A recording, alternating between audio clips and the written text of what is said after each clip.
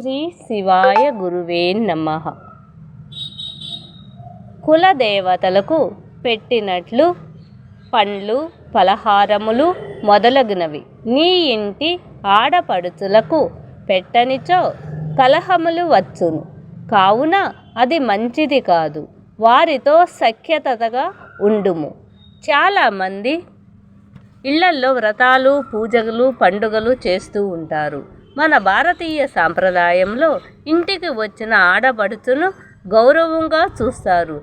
దానితో పాటు మన పూజలను మన కులదేవతకు సమర్పించిన ప్రసాదములను ఆ ఇంటి ఆడపడుచులకు కూడా పంచిపెట్టవలెను. అక్షరాల ఆణిముత్యాలను ఆదరించండి, షేర్ చేయండి, లైక్ చేయండి.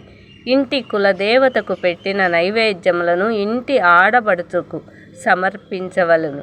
ఇది మన ప్రాచీన ఆచారము.